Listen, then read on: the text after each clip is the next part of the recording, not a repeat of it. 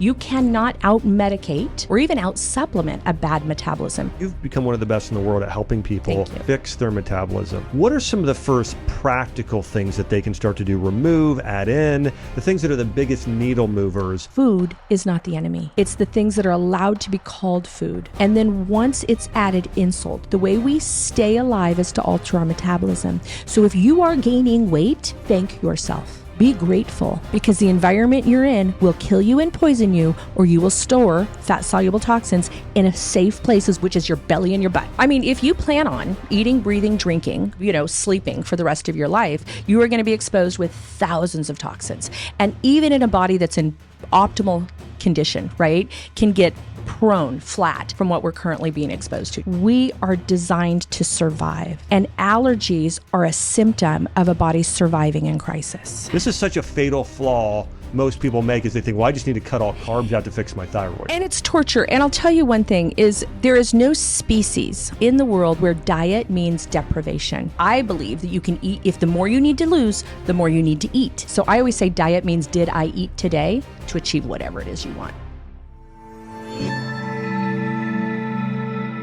Are you tired of doctors dismissing your symptoms, or worse, even making you feel crazy? Even if your blood work comes back normal, it doesn't mean your health is where it should be. Think of your blood like a delivery truck carrying nutrients and hormones, but the real payoff happens when your cells open the package and use what's inside. If your cells are stuck in what's called cell danger response, triggered by stress, toxins, or infections, they go into protective mode. In this state, cells close off and don't properly take in or utilize the hormones or nutrients they need from the bloodstream. Now, this makes the blood work often appear normal, so doctors often miss the deeper issue, leaving you feeling tired, gaining weight, experiencing mood swings, and dealing with other symptoms while other cells remain in a state of limbo. Visit beyondbloodwork.com to learn how you can start changing this in as little as 30 days. Hey everyone, welcome to Dr. Josh Axe Show, where each and every week we dive deep into the science and principles behind how to heal physically, mentally, and spiritually. Today I've got an amazing guest on, and we're going to be talking about how to heal your hormones and fire up your metabolism. If you're a person that's been struggling to lose weight, maybe you're holding on to fat in your midsection or on your hips, and it's been something you've been dealing with. Even though you're exercising and you're eating better, the weight still isn't coming off. I have an expert, one of the world's leading experts. She's going to get into this today. She's a New York Times bestselling author. She's working on her PhD in neuroimmunology. Her name is Haylie Pomroy. And we're going to get into how to fix your metabolism, how to balance your hormones. We'll talk about everything from hormone replacement therapy to methylation and so much more in today's episode. Haylie, welcome to the show. Josh, thanks so much for having me. I'm just super thrilled to be here. I've been wanting to interview you for a long time. I read your book about 10, or I think you're telling me 11 years ago now it came out, the Fast Metabolism book. And this is a book that sold so many copies, and it was a New York Times bestseller. And I've always been fascinated with a lot of your work on metabolism. I know one of the other things you're working on now, you're working on your PhD in neuroimmunology. And that's going to be, congrats on getting close to the finish line there. But, I want to talk about a lot today. I have questions constantly from people asking me about metabolism. Right. And one of the things I know that you're an expert in, and I know you've worked with everyone from J-Lo to Cher to Robert Downey Jr.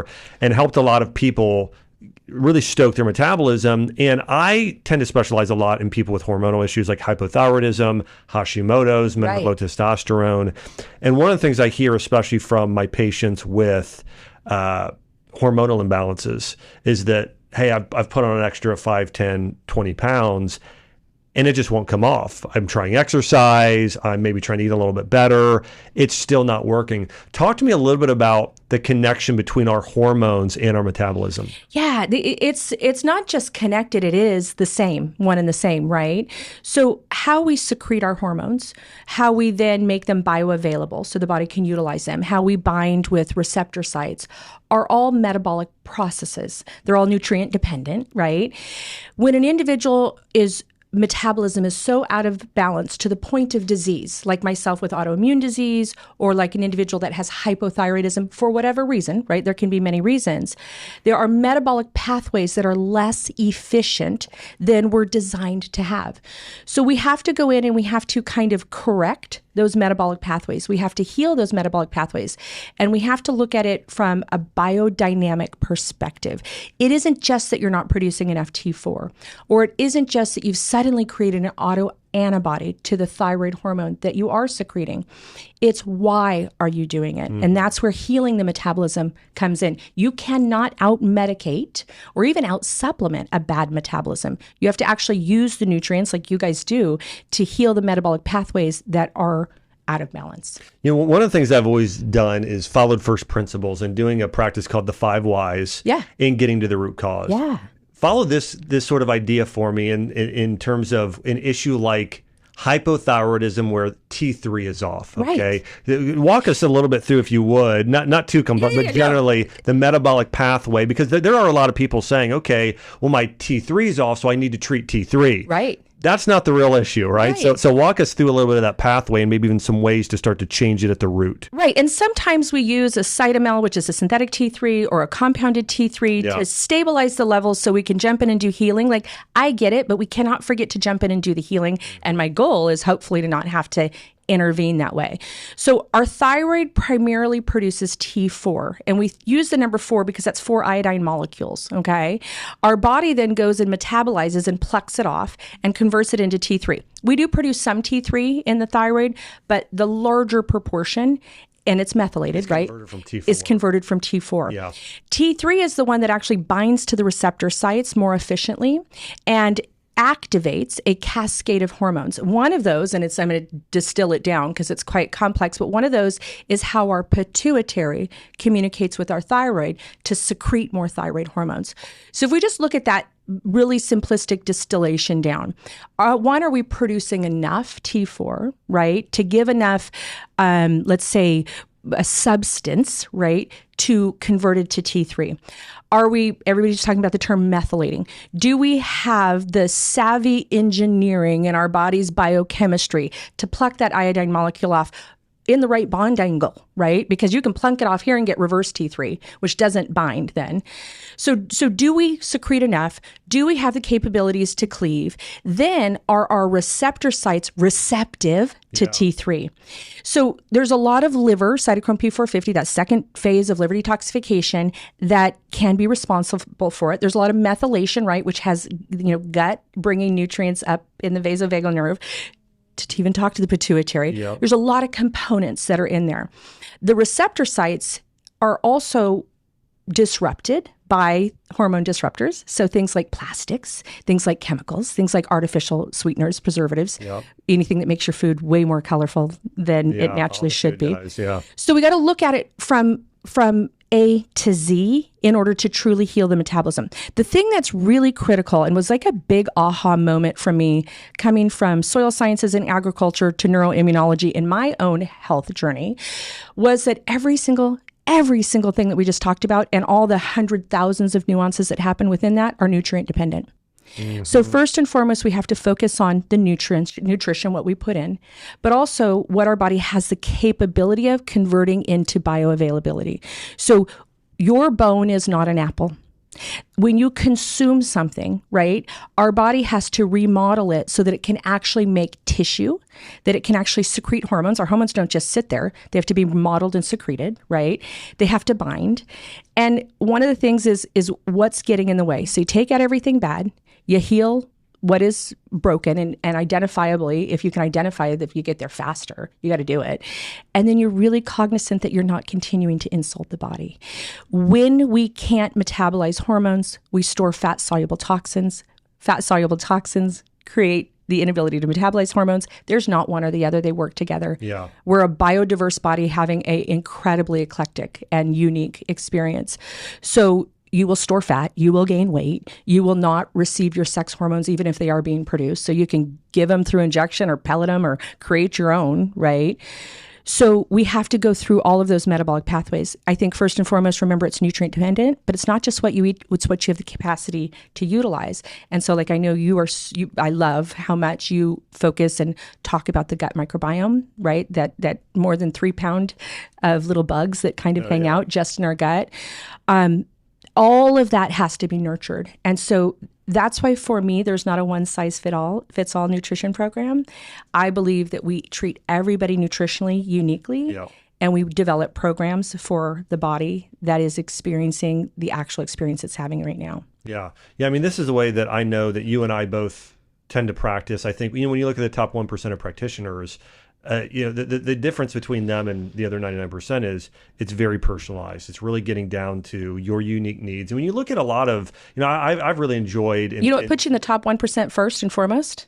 Caring? I don't know. Thank you. You believe your patient. Yeah. Period. Yeah. Like their experience is real. Yeah, it's true. You want to be amazing at what you do. Like you don't even have to be that brilliant like you can just believe them. Well, can I tell you, one of the things that I've seen too, and this is one of the things I really appreciate about sort of the ancient forms of medicine, especially ancient Asian medicine, Ayurveda, even a lot of the Middle Eastern and biblical medicine is that they really incorporate body, mind, spirit. Right. And I think one of the things that's happened in the Western world today is we've kind of said, well, your mental health and your spiritual health especially, well, that doesn't even exist in terms of how it impacts your physical health. Right. Now, we've seen the last 20 years, people start coming along a little bit more on this, of course, but we're still not completely there. But yet in medicine, we believe you can surgicize your appendix, you can remove the gallbladder, but there is not a doctor on the earth that believes that you can remove the brain. And you sure as heck can't live without a heart. Yeah, right? True. And I think that it's silly science to think that we can separate who we are, right? Which is mind, body, spirit, in any way and have health. Yeah. Like we grew up native. We practiced all kinds. My mom's an acupuncturist. My dad, we have massive, crazy science. Wow. Yeah. In our space, I was a future farmer of America. I wore the blue corduroy jacket. I raised beef. I showed sheep and pigs. I grew up with an agriculture aspect of it. It is medical gaslighting to think that you can separate them. And in true science, any medical journal, in true science, there's no separation. And one of the things that I believe is that what's even more important than nutrition is your mindset and your spiritual health, your relationships in terms of how it impacts your physical health. Because I know in practice, I've seen patients who, they can go out and eat pizza and somebody with inflammatory bowel disease and just wreck their body. However, I've seen them been eating perfectly and they have relationship stress going on. It's the same reaction essentially that they're having. So we know that there is that connection there. I want to jump back to something else here that you had just mentioned in terms of these pathways. We hear a lot about MTHFR, right? That's probably the most important when people are hearing about methylation. Of course, it's much greater than that, but that's the one in particular that I think people focus on the most. But one of the things I kind of want some backup here. Yeah. One of the things I tell people is, listen, just because you have one of the genes or both of the gene variants, that doesn't mean it's impossible for you to methylate.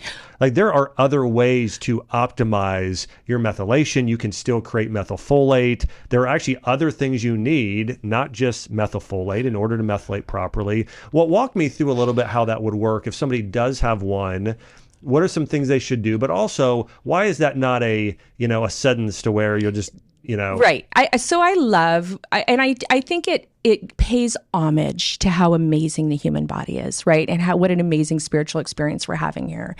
Is that, wouldn't it be cool if we could reduce it down to one thing? So I actually am homozygous MTHFR reductase and a whole lot of other things that I should have probably been turned in on the Lemon Law as far as epigenetic expressions.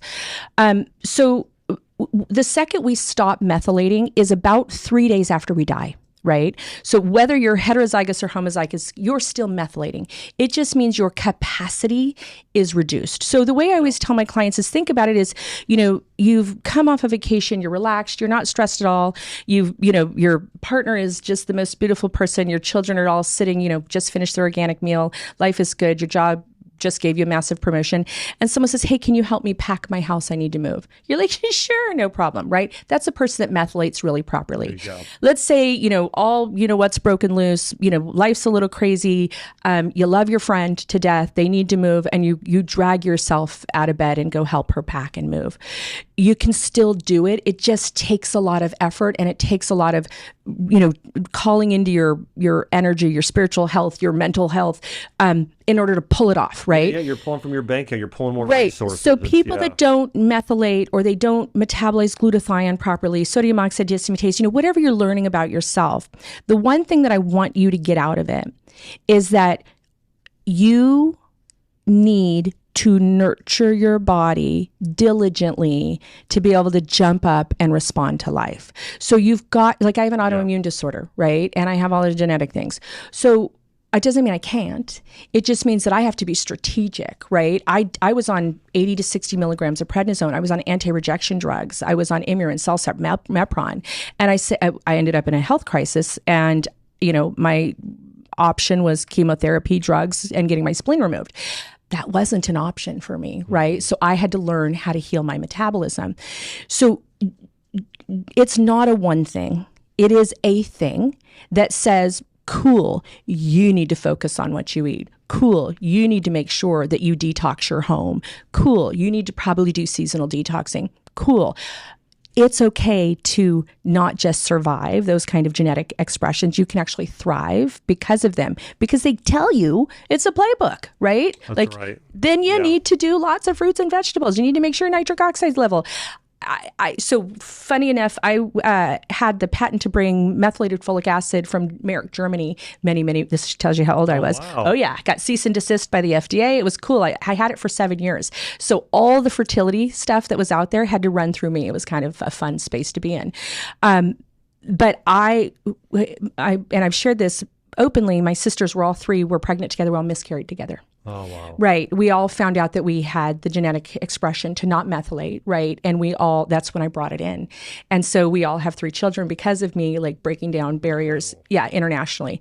But it's not a life sentence, but look at your body more holistically, right? And it goes back when you say ancient medicines or when you say traditional, I call them traditional medicines because of the native aspect. Yep. We are not deficient in a drug.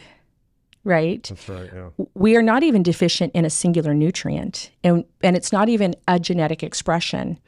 We are in need of supporting our body based on what hormetic events, what stress events we're exposed to. Mm-hmm. Yeah. Explain that a little bit more, because when you talk about hormesis or these hormetic events, one of the things that I explain sometimes is listen, you want to have stress. Right. You just want the right amount of stress and also have the right perception of stress. Right. And, this is, Chelsea and I love taking trips out to Napa and Sonoma. And, we did this to Italy recently. And where the wine is the best is where the grapes are the most stressed to the point of not totally breaking, right? And so they tend to be on hillsides. So you've got more of the heat, but you have more of the coolness. And then also they're dry farms, so there's no irrigation. So the roots have to go deeper to make them more resilient. And what happens is there's higher resveratrol, there's higher levels of anthocyanins and certain antioxidants that occur. And so if you stress your body the right way, and I think this is a principle around a lot of biohacking, right? Infrared sauna, red light therapy, cold plunge, right? If you do it the right way, your body actually becomes more resilient via hormesis. However, I just want to say though too, a lot of people, the problem is they don't approach the stress with the right lens in the right way. Like I think about if somebody has hypothyroidism and they're cold plunging every day, they're probably going to hurt themselves. Right. So they just that's why it sort of irritates me. Everybody's like cold plunge every day. Everybody's like cold plunge. Right. Well, not for a lot of you who have really stressed adrenals and thyroid. Yeah, it's super cool if you're a 35 dude with an 8-pack. Like, I'm sorry, I'm just gonna say that I'm 50. Yeah. You're in the NFL. Like I had premature ovarian failure. Like I have genetic issues. I've gone through menopause. Like I got some issues. I've got some hormetic events in my life, right, that have tipped the scale for me to not be in a healthy space. So what I do is I do counter positive hormetic, or like you were talking about with the grapes, positive hormetic events, right, to get my body back into a metabolic state that's natural for me. So it is interesting to me to think, and I love infrared sauna, and I'm totally not opposed to cold plunges. I love IV therapies. I'm not, there is nothing that's bad except for forgetting to put you in the equation. That's so good. So I always say this equation, E plus M equals H, right? So you have to eat. You have, plus looking at it metabolically from the metabolism equals health. But also you have to, in order to, the M is also me. So we do this like self-assessment questionnaire and this health wish list. And we actually do also what's called a request for care. So how to engage with your healthcare practitioner effectively. If you got 7 minutes or 7 years, I don't really care. You have to be an effective communicator to get what you want. You have to have really good health goals. But I think we forget to really look inside first and understand, where am I at? And where do I want to go? And for me, my advocacy work is always that dream really, really big in your health. I can't be the only person in the world that came off of 60 to 80 milligrams of prednisone, off of 2 anti-rejection drugs and an anti-malaria drug, right, in my 20s, and live an incredibly healthy life. And my hematology panel is beautiful. What I did was I learned about what was going on with me. I focused on healing the metabolic pathways that were off. And if a margarita slips into my mouth and I party like the rock star I'm not, right? I turn back towards healing my metabolism and burning fat for fuel. Like, those are the principles and the tenets that make all aspects of true medicine healthy, getting the H at the end, right? We want to be healthy. We want to be happy. We want to have vibrancy. And why I love neuroimmunology so much is we talked for so many years about adrenal stress and adrenal fatigue and how our bodies adapt, right, under pressure, like the grapes that you just talked about. Neuroimmunology is how our immune system engages with our adaptive system, right? How it actually, guys, it actually can make you sick. It's the study of you're under stress, you're under stress, you're under stress, you're sick, right?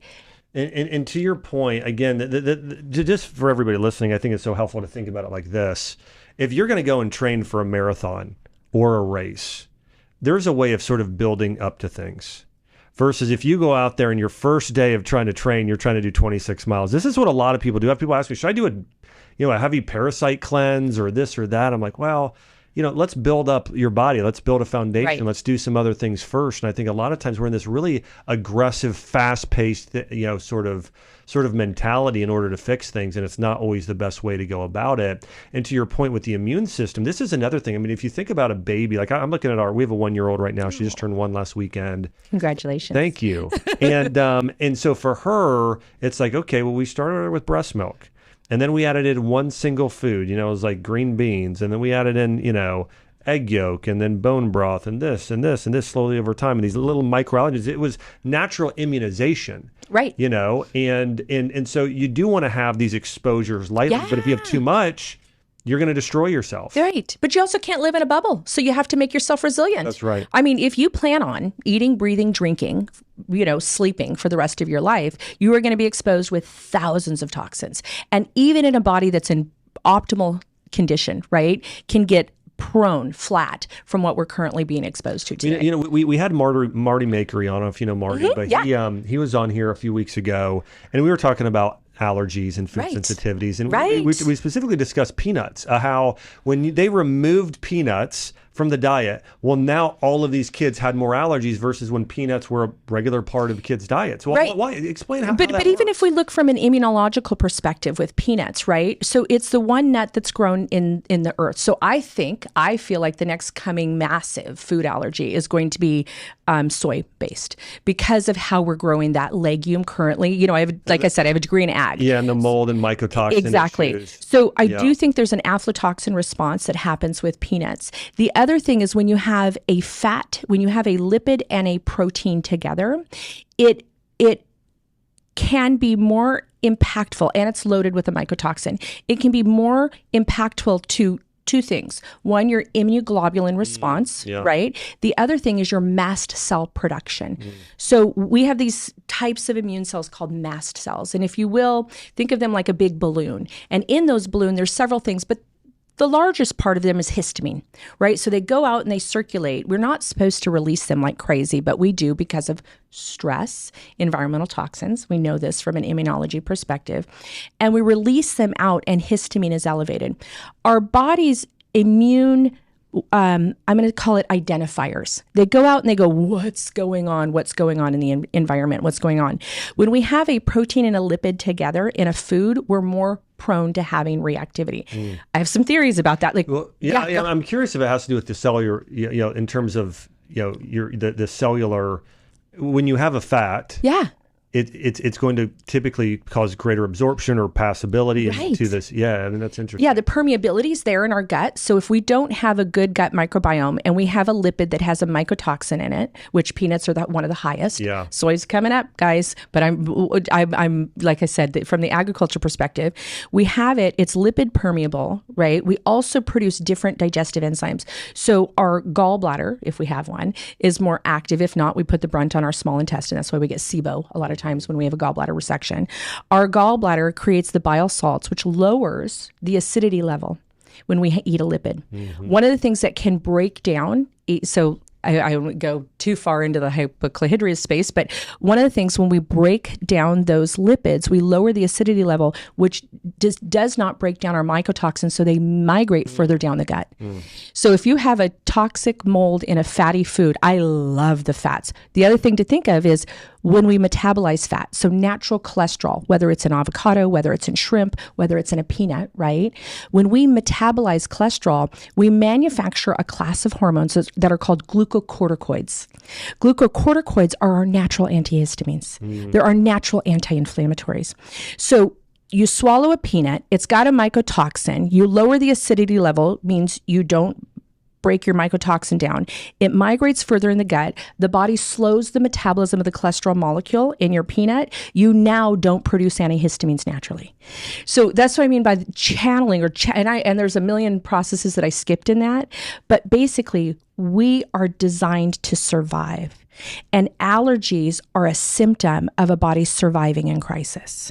So we've got to unravel the crisis in the body. Yeah, and one of the points I was trying to make, and again, I think your point is probably more important, but also is that if you are exposing yourself to things when you're younger, your body typically does create antibodies and is more resilient, even to the toxins that you're exposed to later on in life. And mom needs to be eating super diverse during pregnancy too, right? And out in the farm and digging in the dirt. And, our kids are out on the ranch, in the farm, in the dirt. It was kind of funny. We were at Disneyland one time, and I always joke that I turned around and my daughter was licking the pole. I was just going to love that I tell this story. Back and forth, licking the pole, and my sister, who was always a big time germaphobe. It was kind of funny. We were on such end of the spectrum. I said, Gracie, stop. My sister was like, get the stuff and wipe her tongue. And, I was grossed out. Don't get me wrong. Yeah. But I was like, yeah, she's strong. She's resilient. She's healthy. Yeah. Oh, man. That's so funny. Well, I want to go back to the conversation around metabolism, because this is something people are very, very conscious of. They really care about. They want to fix their metabolisms. And, right. And you've become one of the best in the world at helping people fix their metabolism. So we have there's a lot of men, there's a lot of women, but I specifically want to talk about, the person with hypothyroidism, the person with Hashimoto's, and they've gained the 20 pounds and it's sitting in their midsection, and they want to be able to get their metabolism to where they want it to be again. What are some of the first practical things that they can start to do? Remove, add in, the things that are the biggest needle movers at fixing and stoking up their metabolism? Absolutely. I always say a great litmus test is if it's become easier to gain weight than it has to lose weight. Like all of us, especially women, have little tricks in our back pocket that if we, feel a little fluffy, we can kind of pull out those tricks. The weight drops off and we're good and we go about our lives. Cool. That means your metabolism's doing pretty good. If you deploy, a few of those, you clean up your diet a little bit, like you said, you add a couple extra salads, you maybe get off sodas and you drink a little water, and the weight doesn't fall off, then that's a good indication that you actually need to do strategic repair. So a couple things to think of is, so we start with, like, in the fast metabolism diet, we do a 28-day rehab. Right. And I think I'm going to talk about some of the tenets of that and why. Yeah. So first I deploy what we call almost like an allergy elimination diet in Western medicine, but it's a food rotation diet. So I focus on complex carbs for the first 2 days. I mean, lots of complex carbs. We're doing things and high glycemic fruits. So we're doing things like mangoes and watermelon and brown rice and sweet potatoes, right? Things that are going to naturally sugar the body up. There are some stress hormones that are reduced when we have carbs. We do know that we can model serotonin, dopamine, L-DOPA, PEAE in the brain when we can effectively metabolize carbs. Well, let me just say, it's so interesting because this is the exact opposite of what most people would do in the functional medicine space. Yeah, 30 years though, and millions of pounds lost. But I do want to point out that this is a fatal flaw I see people make with hypothyroidism is they will, I can't tell you how many times I've had people with infertility and with hypothyroidism and their doctor will put them on a paleo or a no-carb diet. And I had a woman recently, she was a chiropractor, her husband was a chiropractor, and same thing, they had her on low-carb, paleo, and I saw her, I'm like, listen, I need you to do some rice and sweet potatoes. And berries because we got to get the GAB up. We've got to fix some of these hormonal issues. And so we keep going. I just wanted to point out this is such a fatal flaw most people make is they think, well, I just need to cut all carbs out to fix my thyroid. And it's torture. And I'll tell you one thing is there is no species on the planet, right? Not your dog, not your cat, I worked with the black rhinos at the Denver Zoo. I worked with the chimpanzee population in Nebraska. I worked with the Division of Wildlife in Colorado. There is no species, right, in the world where diet means deprivation. We spend millions of dollars to focus on the diet for every species, and it means infusing to get the positive output. So I always say diet means did I eat today to achieve whatever it is you want. Like it's not about abstaining. So when the metabolism is broken though, we use a cycle of rest and repair because that's what your body naturally does. The sleep-wake cycle, the autonomic nervous system cycle. So we focus for 2 days on high complex carbs. So there's some metabolic pathways like, for example, when we eat a lot of lipids or healthy fats called beta oxidation. We don't ever turn one off, but it's used less in complex carb consumption. Complex carb consumption engages the pancreas more, the parotid gland more, especially those individuals that have things like long COVID, that are dealing with Epstein-Barr virus, that have viral reactivation of any of the herpes viruses, right? We have to heal the parotid gland. It's where we store a lot of our viral residuals. So we do those 2 days, and then we want to let those metabolic pathways take a little bit of a rest. The next 2 days, we focus on heavy lean proteins, but we balance that with alkaline vegetables. So we need to be able to break our macro protein into micros, amino acids. It is so critically important that is what your DNA is made of. Right? Mm-hmm. It is so critically important that every hormone or peptide that we secrete in our body has an amino acid derivative. But oftentimes we focus on the macro, getting, 20, 30, 80 to 140 million grams of protein in, but we forget that we have to have the appropriate enzymatic secretion in order to break those down and make them into the aminos. And even in those 10 PVT, TIM, HAL, the private Tim Hall's how I always remembered it, those 10 essential amino acids, we have to be able to then remodel those into the peptides and the hormones, right, for true healing. Critical with a person with hypothyroid. So it's that balancing of the alkaline vegetables strategically when you have a high protein diet. But we only do that for 2 days because we have to cycle between rest and repair. Then for the last 3 days of every week, we go to the higher complex carbs, the lower glycemic, higher fiber-based complex carb, lower glycemic, higher fiber fruits. And while I do that, so it takes less stress off you enzymatically, now I'm going to really lean into the gallbladder. I'm going to lean into the liver, right, with phase 2 of liver detoxification and lipid metabolism, and we add those healthy fats in. But we only do it for 3 days because we need to cycle between rest and repair. So our rehab goes 28 days. So the other thing that it was really funny, I had an immunologist that was coming in and we were talking about gut microbiome. And he had this like gauntlet. The only way you're going to ever heal the gut microbiome is diversity and changing your diet. That's why I rotate the diet through the week. So there's foods you eat on Monday, Tuesday, foods you eat on Wednesday, Thursday, foods you eat on Friday, Saturday, Sunday. We want to re-inoculate. We have to excite enzyme and hormone secretion. We have to wash hormone receptor sites, and we have to re-inoculate. And it's not just the gut microbiome as far as the large intestine. We've got to think about the small intestine. We've got to think about the oral cavity. So important, right? So that's what we do. So if I managed to break it down to super simple, I believe in eating within 30 minutes of waking. If you just follow the natural cortisol curve in the body, you might want nutrients when cortisol surges 30 minutes after you wake up. Well, I want to ask you intermittent fasting. Before I do, though, one of the points I would want everyone to think about is this, is that you want certain organs to be resting at certain times, and you want certain organs to be working at certain times. And this is why, I have people ask me about, hey, should I do a keto diet? And my answer is, it's very, very dependent upon, listen, do you have brain cancer? Do you have epileptic seizures? Right. Then yeah. Right. And if it's illegal. The ASPCA will take your license away from raising cattle if you put cattle into a spot of ketosis, just so you know. Yeah. So it's not the ideal place. It's not the ideal place to live for most of you for most of the time. But what that does is, just to let you know, is the keto diet works for certain people in certain time periods. Right. If you need to, let's say you need to completely rest your pancreas for the most part. Well, the pancreas is dealing mostly, not saying with not other things, but it's dealing a lot with carbohydrates. So when you're doing it, you're resting the pancreas. If you're doing high protein, so fat stresses more the liver, gallbladder, carbs stress more the pancreas, and then you've got protein, which is more, it is pancreas, but it's also stomach, but it's also kidneys. I mean, there's a lot of different areas there, but there's an element there of kind of fasting, not totally, but kind of strengthening and tonifying certain areas and letting other areas rest. And this is how you'd work out, right? Right. You're not going to go and lift heavy every day, every muscle group every day. You cycle back and forth. So anyways, I think what you're sharing makes a lot of sense in terms of the rest and recovery for our organ systems. Right.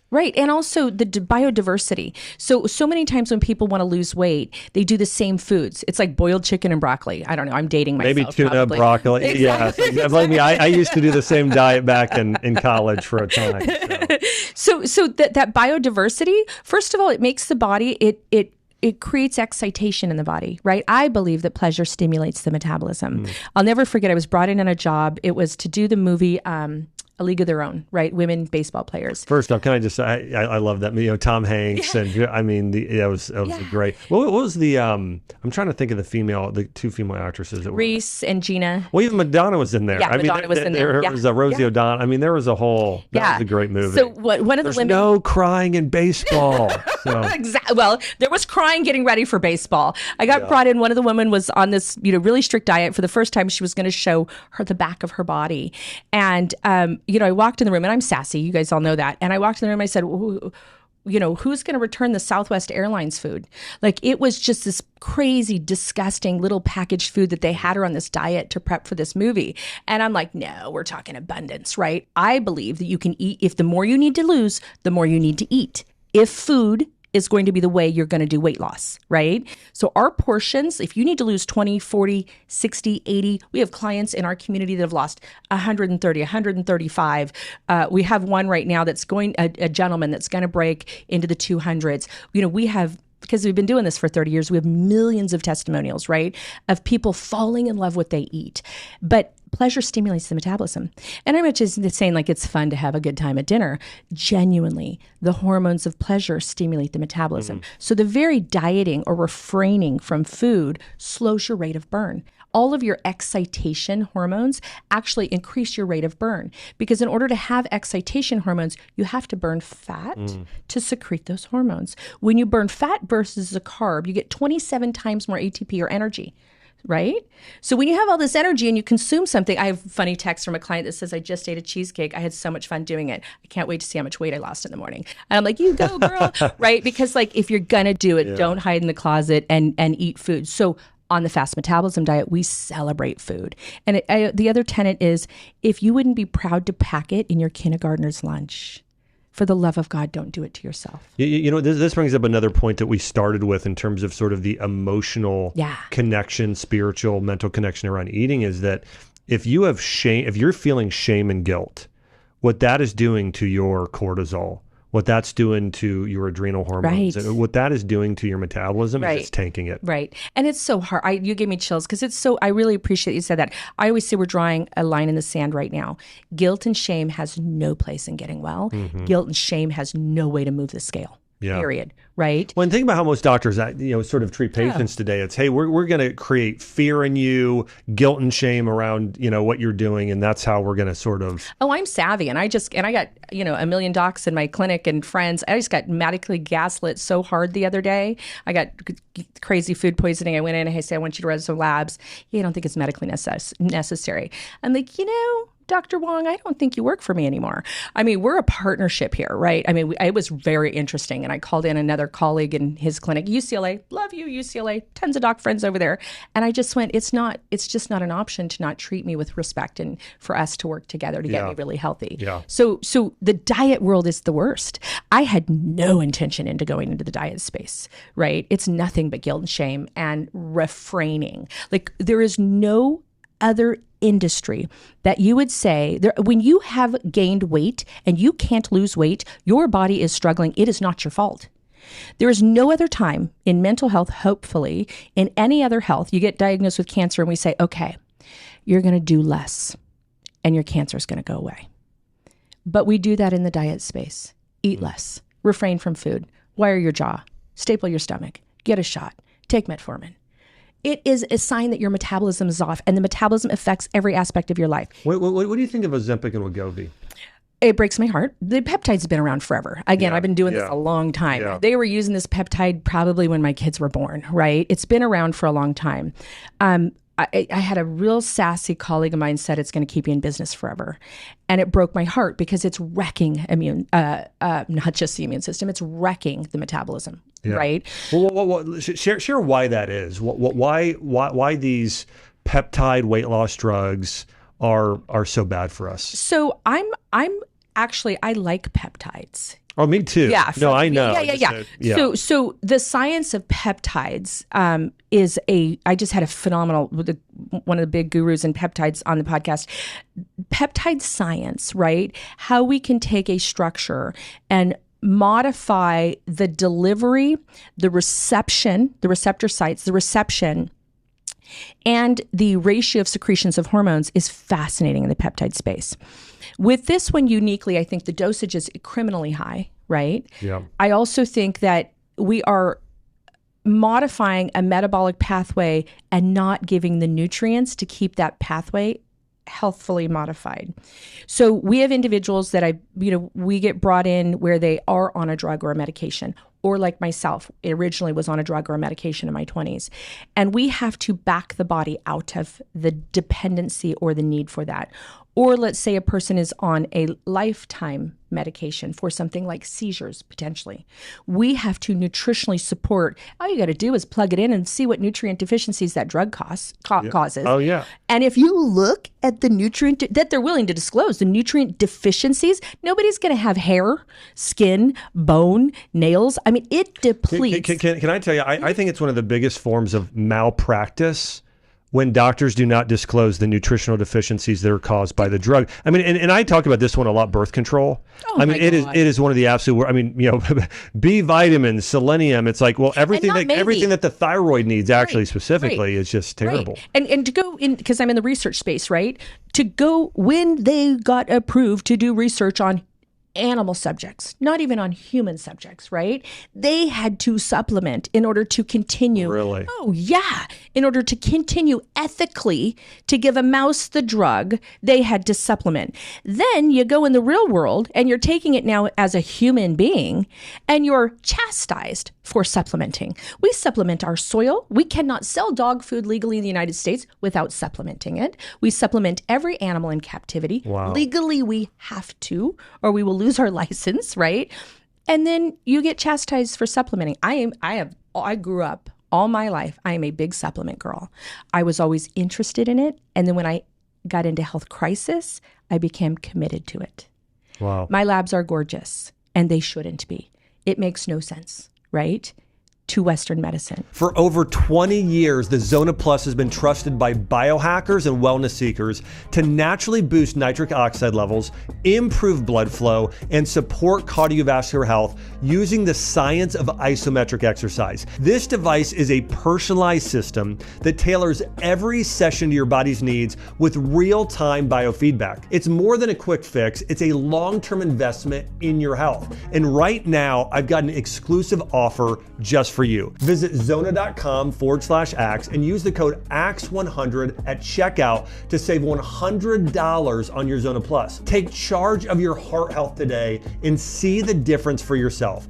Don't wait. Unlock cardiovascular health with Zona Plus. How has your background in regenerative agriculture and understanding the health of our soil and what that means to plants, how has that sort of translated to your understanding of the human body and how we function? I'll give you like a really basic example. So we have in industrialized farming, we have recognized that we can poison our soil and we can focus on 2 to 3 key nutrients. The number one being nitrogen, right? We can give nitrogen, phosphorus, potassium. Yes, phosphorus and potassium. But we have realized that we can grow pretty fast, hybridized and genetically modified, right? Agricultural crops in a poisoned environment with very little nutrients if we just use key ones and targeted ones. That to me is symbolic of Western medicine. Mm-hmm. And when we have people that say, well, my kid grew up on chicken nuggets and Fruit Loops and Cocoa Puffs, and they ended up actually taller than your son, so I think it was okay. But it is so we have anatomy and we have physiology. Can I just share? I have a theory around that. It's this. You aged your child. You not only did you age your child, you diseased your child. There you go. Let's be really clear. Mm-hmm. They're not going to just look older. They're going to have massive medical issues, period. Yeah. I've been in clinical practice for 30 years. They're going to have, and we are seeing it. My daughter, we were in Vegas for the NFR, right? She rides pro rodeo. We were sitting with 20-year-olds. A group of gorgeous, amazing, wonderful human being 20-year-olds that grew up in families that, they didn't do a bad job. We're not talking, God forbid you have government-based food, right? Yep. That's just a heartbreak and a half. The amount of issues with their periods and their hormones, the amount of POTS, the amount of adrenal fatigue and exhaustion, the dark circles under the eyes, the allergies, right? The headaches, the migraines. In that group of 20-year-olds, it was not one of them, as we were sitting at the table, was not peppering me with questions about what they could do for their health and wellness. Mm-hmm. It used to be what they could do for their grandma's health and wellness. Right? Yeah. Now, it's like my son, we were walking the other day down our neighborhood, and our neighbors oftentimes come out and ask health questions. And my son said, what's the difference? What's changed? Is everybody just interested? And I said, no. It used to be one on our cul-de-sac needed some sort of metabolism intervention. Now, I can tell you, as we walk our neighborhood, there's not one person that I know that isn't battling something from a health perspective. Give me the top 3 things today in those cases that are destroying the metabolism starting of these kids that then we feel later on in our lives. So I would say I'm so proud of people that are talking about it now. I will say it's the additives, the preservatives. It is the things that we allow to be called food that are not food. Yeah. Agriculturally, they are not even allowed to be called food. They should be called ingestible, right? And I think they should be called ingestible chemicals. They are allowed in the United States as ingestibles. I think where we're going, I don't want to say the word wrong because every effort is valiant right now and it has to happen. But I think if we altruistically think that some company that's making millions of dollars, right, is going to suddenly pull the product because a bunch of people are upset about it, I think we're wrong. I think it should never be allowed to be called food in the United States, period. Agreed. So you can't separate yourself from agriculture right now. You need to lean into regenerative farming and understand what the principles are of what you eat. And I talk a lot about soy, but look, guys, has anybody noticed that we have tons of sunflower seeds, tons of sunflower butter, tons of hemp products? The reason why we have tons of that is because all of the soil that was deemed by the U.S. government to be too toxic to grow anything agriculturally is allowed to grow hemp and sunflower seeds because the basic fiber in both of those plants absorb more toxin than any other agricultural product. The other thing is coffee. I got a beef on coffee. Oh, yeah. Because coffee's not tested when it comes through. The Fair Trade Act allowed chemicals in coffee that are not even allowed in Fruit Loops. I've had patients who they were addicted to Starbucks, did a lot of Starbucks, and many of them had headaches. Yeah. And by simply switching them from Starbucks to a higher quality brand, whoever, Blue Bottle, Stumptown, organic, whatever, it just went away. You asked me a question that I didn't answer. I'm sorry, but what are we doing? Why are we so sick? Chemicals, additives, and preservatives that we're ingesting that we think are food, first and foremost. I also believe that we are disproportionately negating stress that we're under, right? We don't have good stress reduction. I mean, I had a client the other day, and so one of the things that I do as a health strategist is I integrate with all the practitioners that a person's seeing. I was talking to a person's psychotherapist, and I said, I would really like her to go somewhere. And he said, I don't care how much money you have, there's no place that deals with mental health well in the United States. And that broke my heart, because I thought, if I say someone got diagnosed with cancer, there is, Dana-Farber and MD Anderson, our great friends, Immunosine, people that are at least researching and studying and have some options in that space. He literally said to me, I don't care. I said, cost not a day. I've got to give her an opportunity to get a handle on some stuff. He said, there's nowhere. And it broke my heart. So I think we don't deal with stress. I think our kids are under tremendous stress. But I also think that if we just look in our environment, there are so many toxins that we're exposed to on a daily basis. And I don't want people to go around and say, I can't eat anything, I can't breathe anything, I can't drink anything. What I want you to do is focus on nutrition so that you can be more resilient in the environment we're currently in. I don't believe the environment's going to change in my lifetime. I think my children's children, right, or what they call the honey badgers that are coming up, I think that there is going to be some change. But it can't be propagandized, right? It can't be that cattle's bad for you, or beef is bad for you, or butter is bad for you, because that's not true. Yeah. Food is not the enemy. It's the things that are allowed to be called food. And then once it's added insult, the way we stay alive is to alter our metabolism. So if you are gaining weight, thank yourself. Be grateful. Because the environment you're in will kill you and poison you, or you will store fat-soluble toxins in a safe place, which is your belly and your butt. Yep.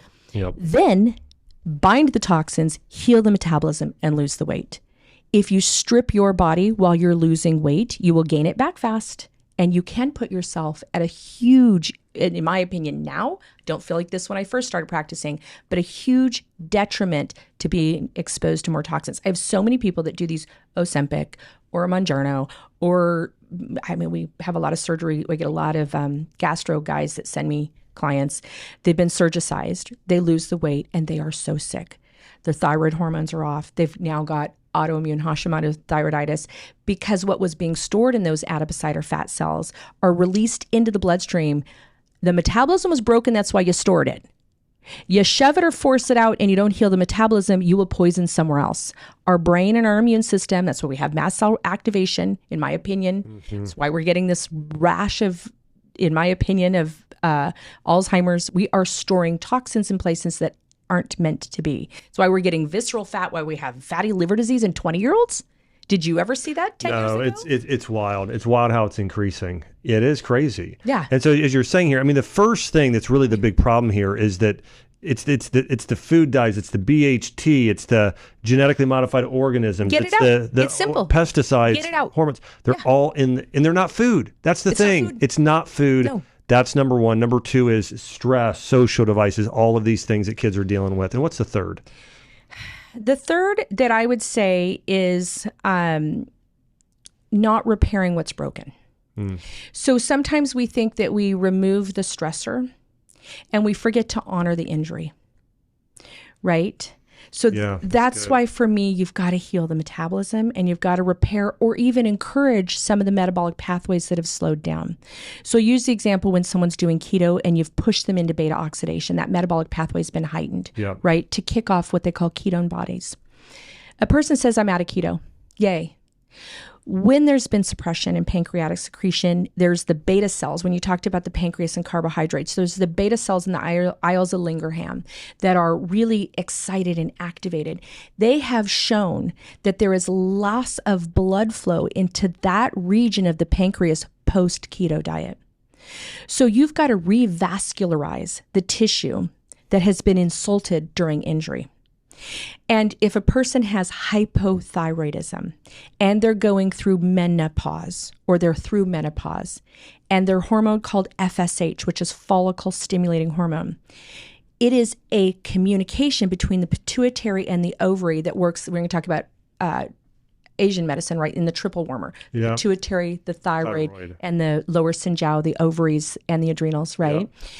There is this feedback loop that happens. When a person goes through menopause, E2 secretion, I'm going to go Western here for a second, is not happening in the ovaries. We no longer produce a significant amount of estrogen, E2, in the ovaries. The pituitary yells at the ovaries, come on, that's why FSH goes up. It starts screaming at the thyroid in TSH, thyroid stimulating hormone, come on, that's why it goes up, right?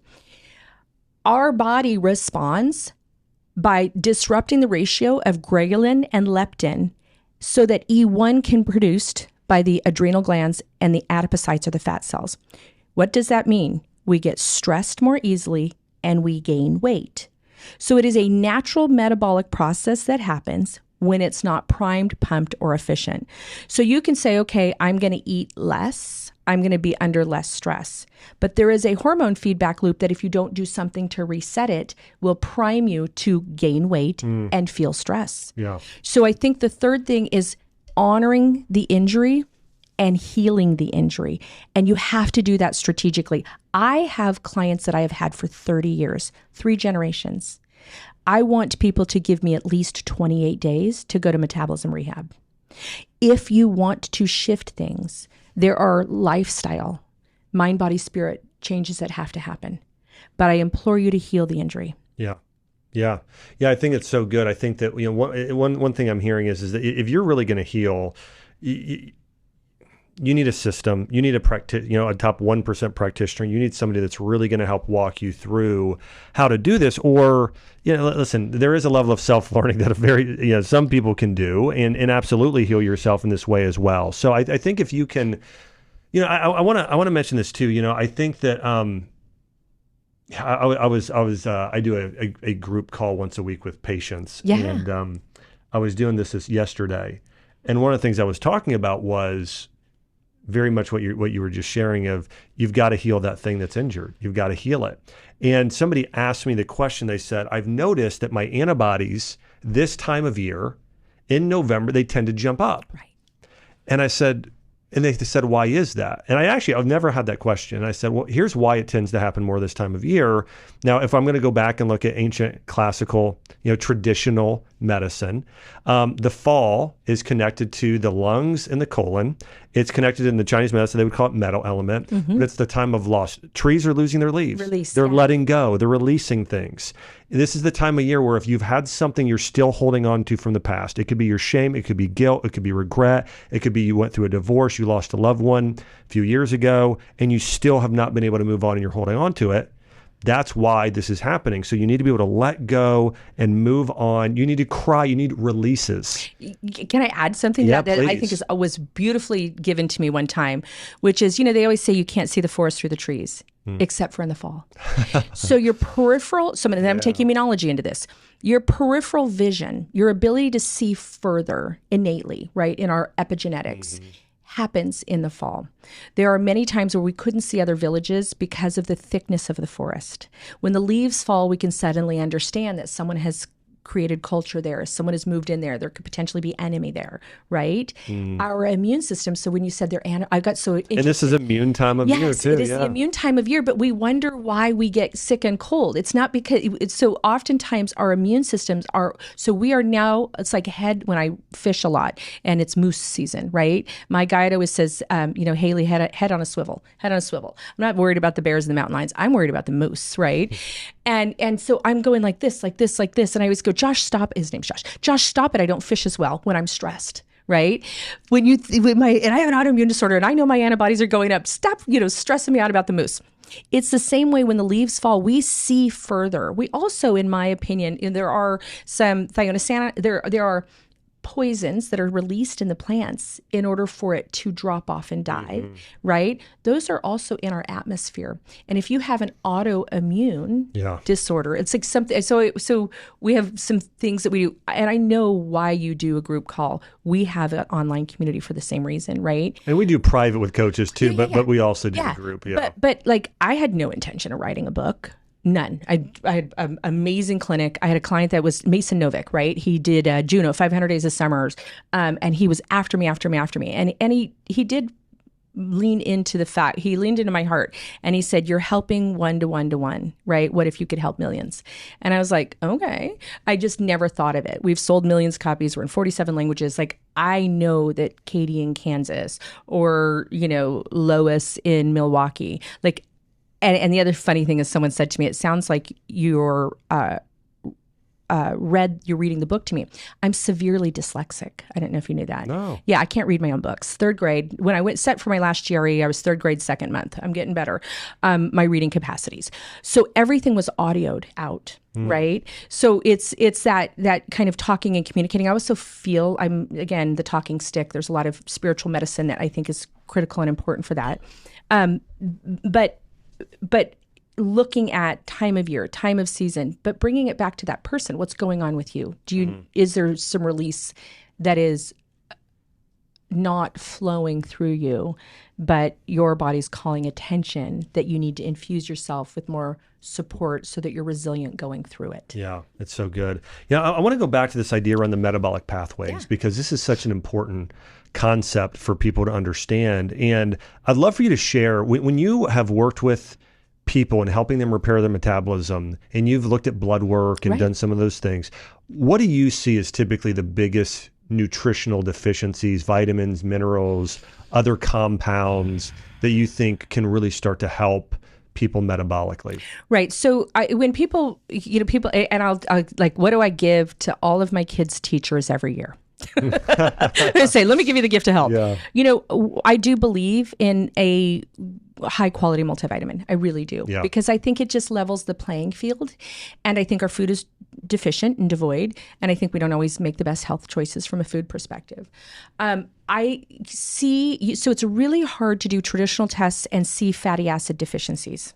Right? There's not a great CBC or a chem screen that says, oh, you need more omegas. However, we know that they are naturally the building blocks they are not anti-inflammatory. You don't take it and it works like an NSAID, right? You don't take it and it works like prednisone. What it does is it is the nutrichemical building block for your natural anti-inflammatory hormones. We talked about those glucocorticoids, right? So I find that most people don't get enough healthy lipids. So we use a plant-derived, but I'm a big 6 also. I'm not a big, I didn't buy into that whole bull, that you just need omega-3s. I believe you also need omega-6s in my personal opinion. Yeah. But I would say, we have a lot of B vitamin deficiencies, but you can take B vitamins until the cows come home. If your gut microbiome's not good, it's really hard. Yeah. I mean, this is why, let me share. When I have people come in with and you know this even better than I do, the pathways, but the MTHFR. Yeah. And I always encourage them, I said, listen, take a methylated B. Yeah.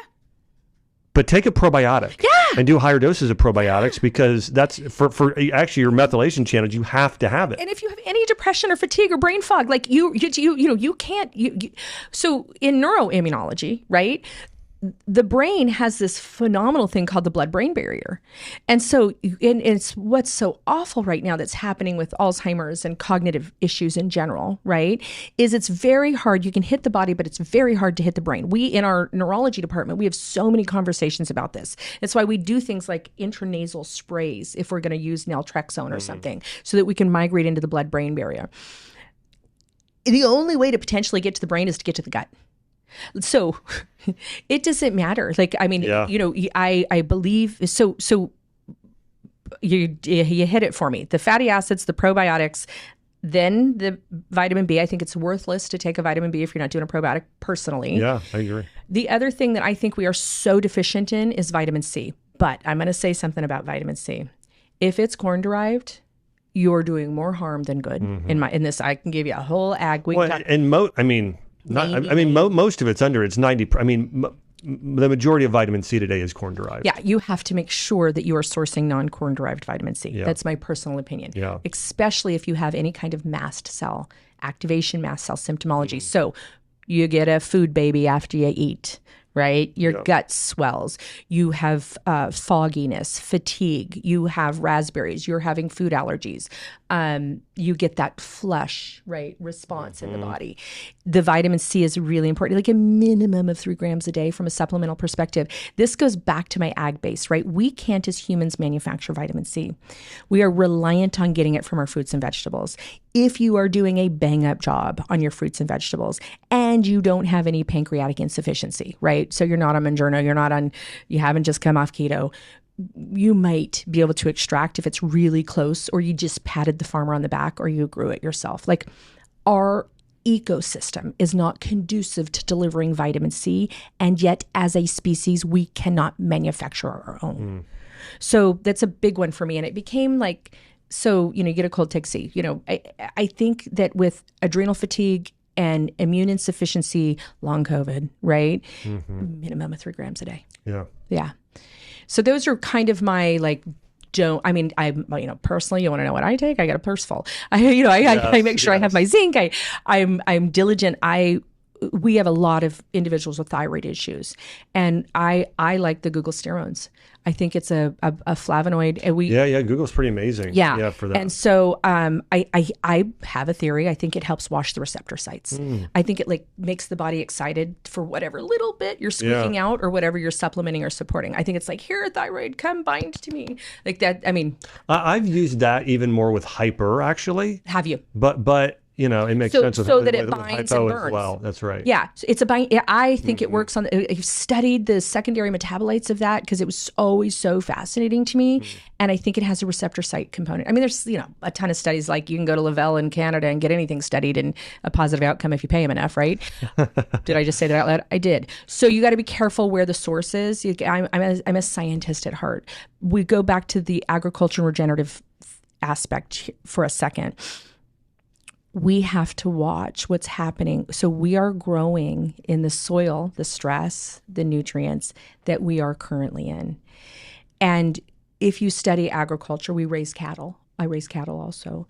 If you study, what happens to the structure of the body, if you study what happens to the health of the species, if you study what your grass looks like, it's very different when I have my horses on my property versus when I have my cattle on the property. The fracture of the soil from the cow hooves versus from the horse hooves, the nutrients, the way with the 4 stomachs in the cow versus the 1 stomach and no active cecum in the horse, depends on what their poop has from a nutrient perspective, right? How it fertilizes the soil. We are not separated from that. So if it's so evident in our soil, in our land, we've got to just kind of not be, I think we've been propagandized and gaslit medically, quite frankly, right? To believe that we are somehow separated from the earth we live on. Yeah. We can't live without it, period. So how does it not influence us, and how do we not influence it? I always say, if you can remove an organ, okay. But if you definitely know you can't remove an organ, you probably should take pretty good care of it. I don't want anything. I want you coming in with it and coming out with all your parts. Like, that's my hope and dream. But if that isn't the case, we know we can't take your brain. We can't take your heart. We can't, remove it.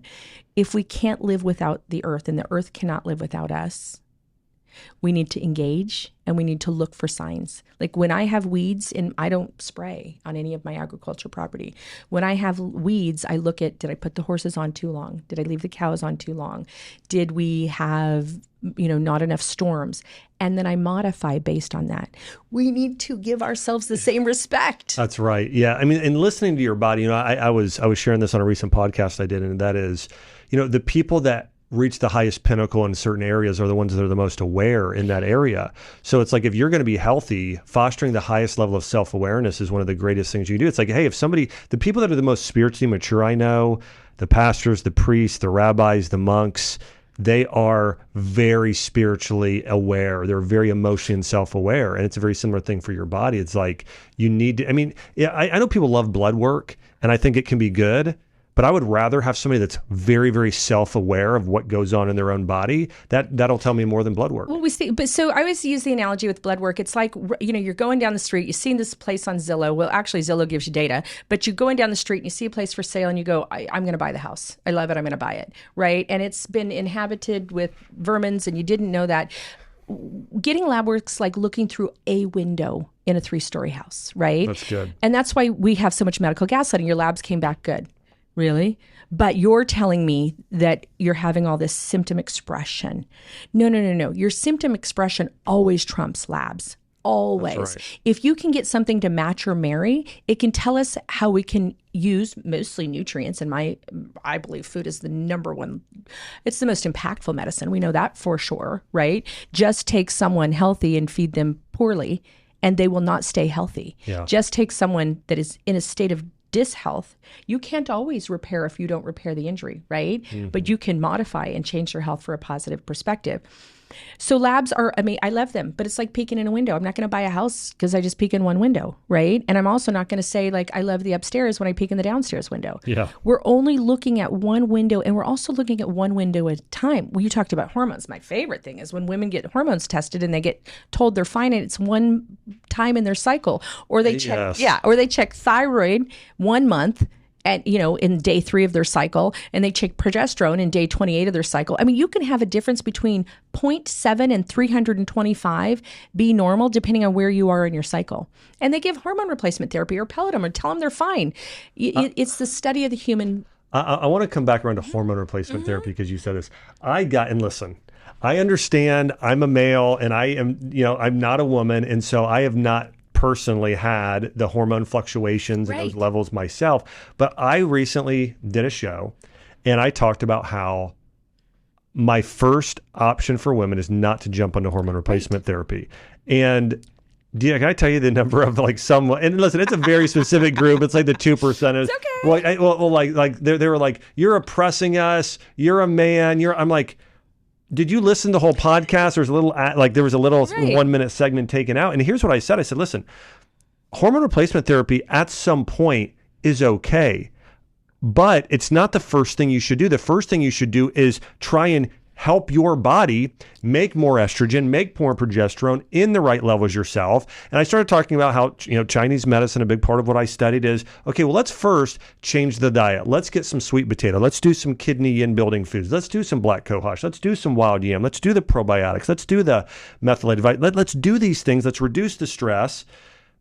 And then if you do that for years and still your hormones aren't right, well, then get on a doctor who wants to get you on the lowest dose while we still try and do these other things. And in Chinese medicine, if you take hormone replacement therapy, you take something exogenously from the outside in, like a testosterone or an estrogen, what they believe is you turn off your own tap in your own body.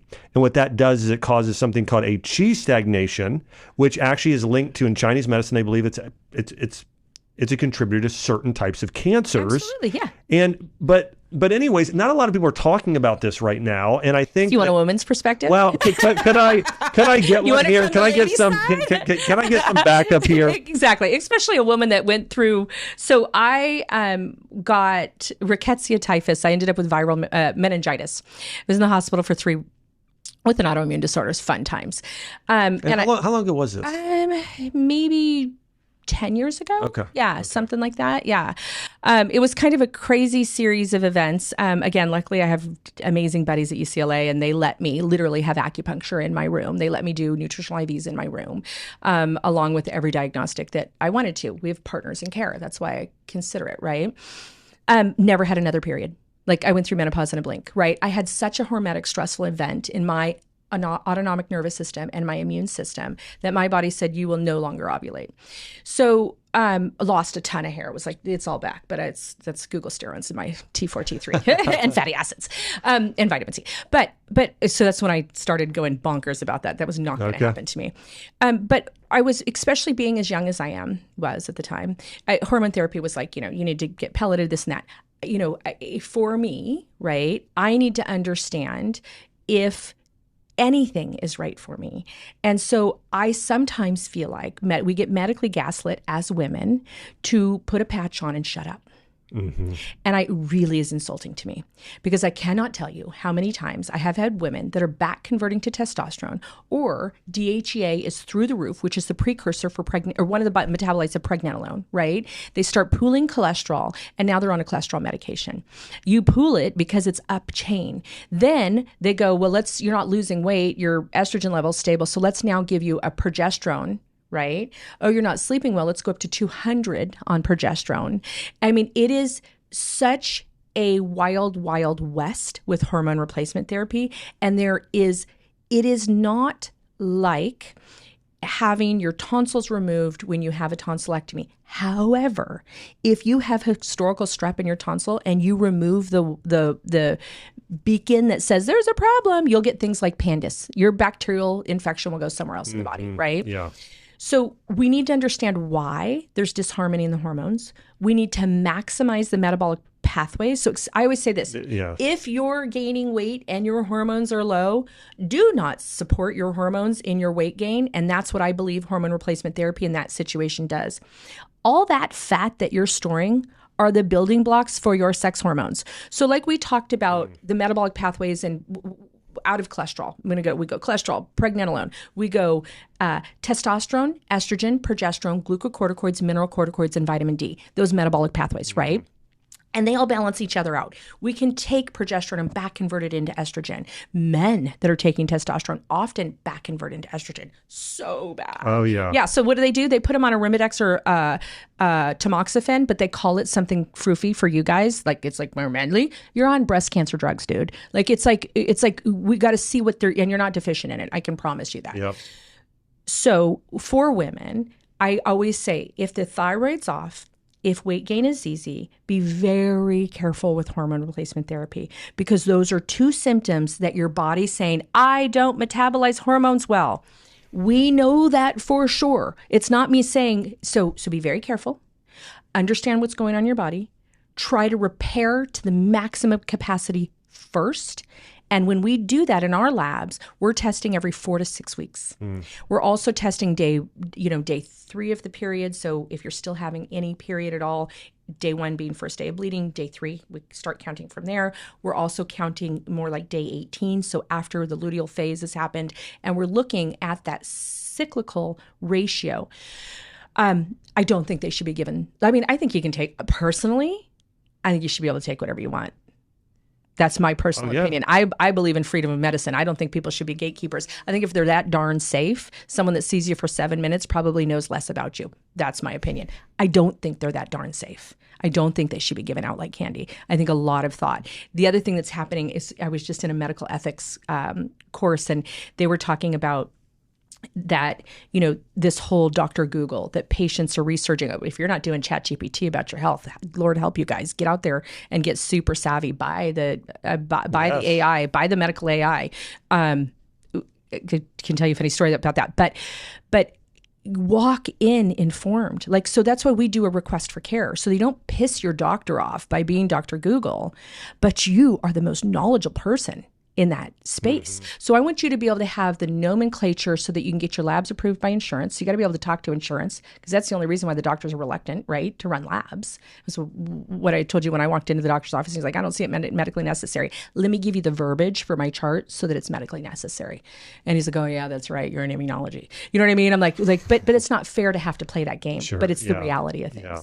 So from a woman's perspective, I'll say, having a deficiency in hormones is a symptom of the metabolism being off. We are designed to go through menopause and feel amazing. Just because it's normal or common not to does not mean it's okay. So be a fierce advocate for feeling 100%, not 90, not 70, for feeling 100%. Get the data, get the information, educate yourself, and then make the decision. Yeah. That's where I say, don't get a patch slapped here so that you stop complaining about night sweats. Hey, biggest way to know you've got a good doctor versus a bad one, the bad doctor says, don't read, don't learn, don't educate yourself, you're crazy. versus the other one says, I know, I went to medical school. Yeah. Hey, I want you to learn. Here's some articles, read up. I want you informed. Yeah, medical school's amazing, right? Like, it's really cool. There's aspects of it that are really, really, really cool. We're part of the Osteopathic College of Medicine. I dig on our dean. Dr. Klein is like, I dig on all of them if they understand that they're part of a team, right? And they're probably the least important part of the team unless they're doing surgery on you, right? I mean, the anesthesiologist even then is even more important. Yeah. Because you got to wake up. Yep. Well, Haylie, this has been awesome. I want to encourage everybody to check out Haylie's. It's not a new book. It's 11 years old, but it is still incredibly popular. This is a New York Times bestseller. It's called The Fast Metabolism Diet. Eat more food and lose more weight. And this has been Haylie Pomroy. She's working on her PhD in neuroimmunology. And this is a book, again, I remember reading this like 11 years ago and being so impressed with it. And you've just done such a fantastic job. You're helping so many women with their hormones and stoking their metabolism. And again, this is great for men to understand and read too. So I want to encourage everybody, check the book. Bookstores nationwide. Amazon.com is a great place to get it as well. So for your viewers, I don't know if you know this, our publisher is supporting giving away free books. So you can go pay $26 for it, and fine, that's fine. Or you can go to my website, HayliePomroy.com, put in free books, and I'll send you a free book. You just pay shipping. Amazing. Yeah, it's crazy. So the book's done really, really well. It's one of the most successful books actually in the Crown Random House. Besides, it got honored with both Obama and Bush, President Bush. Wow. For some reason, I wonder why, it's been crazy successful. Because of that, my goal is that people my whole purpose for doing what I do is to shorten the chasm between where I was in a health crisis to where I got to in a health victory. It was shocking what it took. How many people I had to beg, plead, kick the doors down. I don't have to do anything anymore, which is great. My whole goal is to shorten that chasm. That's why we give away free books. That's why we have free communities. That's why we do what we do. So grab a book, join the movement, have a fast metabolism. Everything is nutrient dependent. Your metabolism regulates everything. And if you don't spend time to heal it, it's really hard to be healed. Yeah, it's so good. Yeah. Well, thanks so much, Haylie, for coming on. I'm so grateful for you. And I just want to say, hey, thank you, everybody, for tuning in here to the Dr. Josh Axe Show. Remember, each and every week, we're diving deep into the science and principles behind how to grow in body, mind, spirit, and take your health and your life to the next level. Hey, please share this. There are millions of women right now and men struggling with their metabolism. They can't lose the weight. They're trying very hard, but don't know the secrets of the pathways and the hormones, as Dr. Haylie shared with us today. And so, again, I want to encourage you, share this on social media. Please share it via text message with your family and friends who need to know this truth. And hey, thank you all of you that are subscribing, that are on mission. We've got so much more great content coming your way. Thanks so much for watching and listening.